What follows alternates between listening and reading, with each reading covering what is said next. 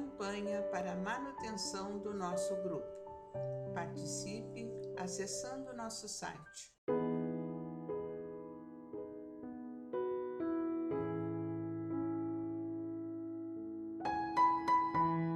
Olá, irmãos, saudações fraternas a todos, em especial aos nossos irmãos, companheiros de trabalho e a estes amigos queridos que nos acompanham neste canal do YouTube do Grupo Espírita Francisco Xavier. Hoje vamos ler o capítulo 39 do livro Ideal Espírita de Chico Xavier e Valdo Vieira, por diversos espíritos. E o capítulo 39 tem como título Indução e Doação. Nos diz assim: exaltaste a caridade, favoreceste no próximo a simpatia fraterna, mas se te desprendes das posses humanas a fim de socorrer os companheiros necessitados, quaisquer que sejam, deste aos outros a luz da beneficência. Louvaste a fé, incitaste o próximo a confiar, mas se revela a segurança em Deus e em ti mesmo, nos acontecimentos desagradáveis da existência, deste aos outros a força transformadora que remove as montanhas da inquietação e do medo. Recomendaste a paciência. Instalaste no próximo a essência da tolerância, mas se mostra serenidade nas provações que te devastam a alma, deste aos outros a resistência tranquila contra o império do mal. Aconselhaste humildade, insuflaste no próximo a vocação de servir, mas se compreendes as necessidades e deficiências alheias, desculpando incondicionalmente todas as injúrias que te apedrejam a vida, deste aos outros a chama interior da divina virtude.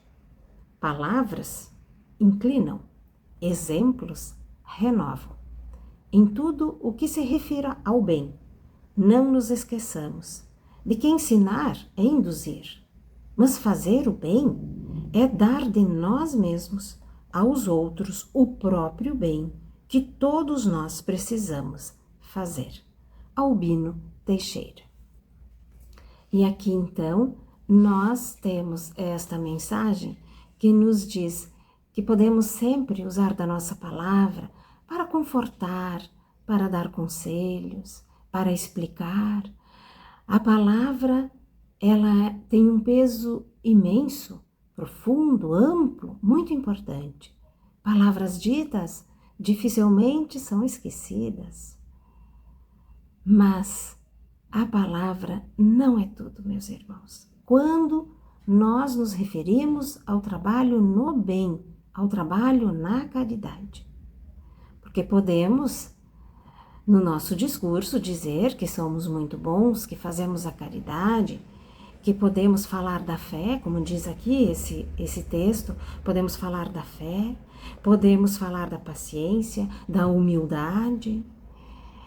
Mas, meus irmãos, o nosso exemplo que será observado pelos outros, aquilo que estamos fazendo verdadeiramente no nosso dia a dia. Por isso, muitas vezes, ouvimos irmãos dizerem: como é bela a palestra, mas na vida real, na vida do dia a dia, poucos exemplos seguem as suas palavras. Então, por vezes ouvimos essas observações. Falar fica mais fácil, é muito mais fácil. A palavra, eu volto a dizer, tem um peso imenso, profundo, amplo, ajuda muito, pois a palavra que consola, que acolhe, que reergue, é abençoada. Mas aquilo que nós vamos fazer no nosso dia a dia, o nosso exemplo, este permanecerá, meus irmãos. Este ficará e este vai traduzir o que nós somos verdadeiramente. Se estamos somente numa área da teoria ou já conseguimos conciliar a teoria com a prática.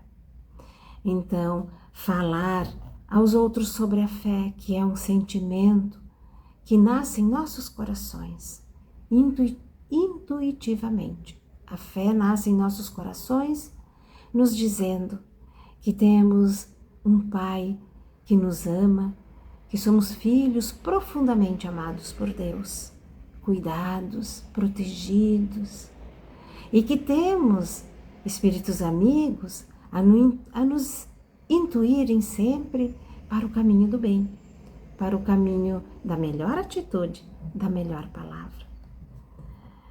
Nós podemos dar exemplos da fé, como diz aqui no texto, quando nos acontecimentos desagradáveis que todos nós vamos ter, porque nós não estamos aqui a passeio, nós estamos aqui a trabalho da reforma íntima, para podermos ajeitar tantas coisas que nós já temos condições de enxergar em nós mesmos, coisas que nós não queremos mais para nós, que não são boas para nós. E os desafios da vida vão se apresentar em situações complexas, difíceis. E o nosso exemplo de manter a fé diante desses desafios difíceis será observado. Este exemplo será observado e será seguido. Quando nós temos da paciência, como é bom falar, tenha paciência. E quando muitas vezes, nos momentos de inquietação da alma, queremos a resolução daquele problema, uma resolução imediata. Paciência. Então, o exemplo da paciência, também a resistência, resistir na tranquilidade, demonstrando que temos paciência, que temos confiança em Deus. A humildade de demonstrar a todos que podemos ajudar, auxiliar, muito mais do que somente em palavras, mas em atitudes. Então, diante das deficiências alheias, não é? Também aqui desculpar, perdoar. Deficiências alheias, todos nós as temos, porque estamos reencarnados neste plano de provas e expiações, estamos tentando nos melhorar, e é muito importante, meus irmãos, exercitar, praticar o perdão, porque Jesus já nos recomendava que antes de orar, se tivermos alguma coisa contra um irmão, devemos primeiro nos reconciliar, para depois, então, elevar o nosso pensamento em prece e oração a Deus. Perdoar é extremamente importante, porque é reconhecer que também somos imperfeitos e que todos que estão aqui caminhando conosco trazem deficiências, trazem imperfeições que todos nós estamos corrigindo. Então, é o nosso exemplo diante de tudo isto que permanecerá e que outros tantos seguirão. Vamos pensar um pouco sobre isto no dia de hoje. Eu desejo a todos um excelente dia, com as bênçãos infinitas de Deus, o nosso Pai. Que Deus nos abençoe a todos, que assim seja. Campanha para a manutenção do nosso grupo. Participe acessando nosso site